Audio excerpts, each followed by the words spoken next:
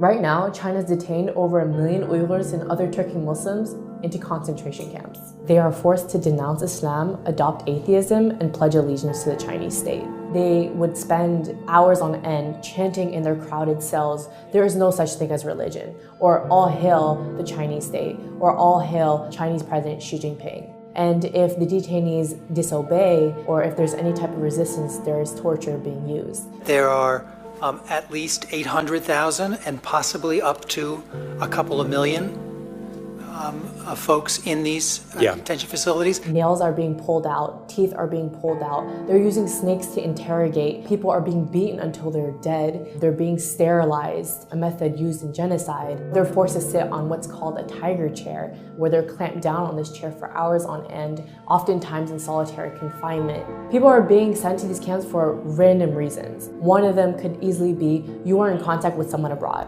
You have a family member abroad. You engage in religion. So if you pray, if you mention the word God in your speech, if you fast, any type of indication that you are practicing religion, that is enough for you to be sent to the camps. And thousands of people have actually been transferred from these camps to prisons. One of my relatives in early 2017 got put inside one of these camps. Last November, he came out dead. One of my relatives got sent to a camp because he went to the United States to attend my cousin's wedding in 2014. Last August, he got sentenced to 15 years of prison. Many of my relatives, we don't know if they're alive or dead. And there's not a single Uyghur who doesn't have at least one family member in these camps or some form of detention or prison.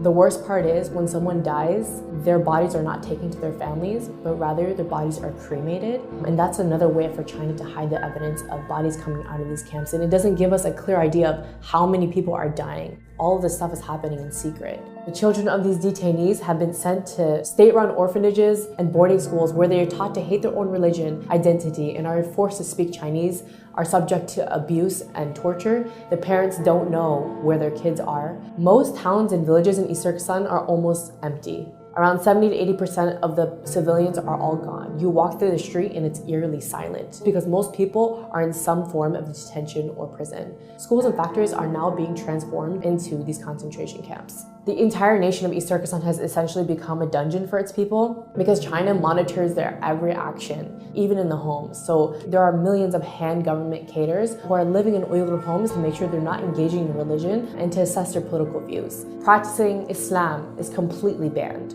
So for me to even say something like, "Oh, I'll see you tomorrow, God willing," is prohibited because you said the word God. Even having an Islamic name is a crime. So you have to change your name from a name like Muhammad or Fatima to an ethnic Han name. Thousands of Uyghur women are also forced to marry ethnic Han Chinese men. And this is another way to get rid of the next generation of Uyghurs. So why is China cracking down on Uyghurs and Turkic Muslims specifically? East Turkestan is really rich in minerals and resources, so by putting people into camps and basically carrying out an ethnic cleansing, China is attempting to maintain tight control over the mineral-rich land. You might wonder why the world has been really silent about this whole issue, and it's because of a few reasons. Number one, China has tightly controlled its media, so a lot of what's happening can't really be revealed outside to the rest of the world. Number two, even when people know about it, or even when governments know about it, they are forced to remain silent due to Chinese pressure and their economic and strategic ties to the country. So the question is, what can you do?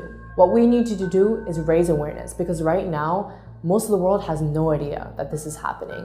Pressure your government leaders to acknowledge China's occupation of East Turkestan and its systematic campaign to wipe out the Uyghurs and other people of East Turkestan. Support your local Uyghur communities. They're in dire need of international support. Come out to their protests. Organize protests in front of Chinese embassies and bodies that can actually take action to challenge China's ethnic cleansing of the Uyghurs.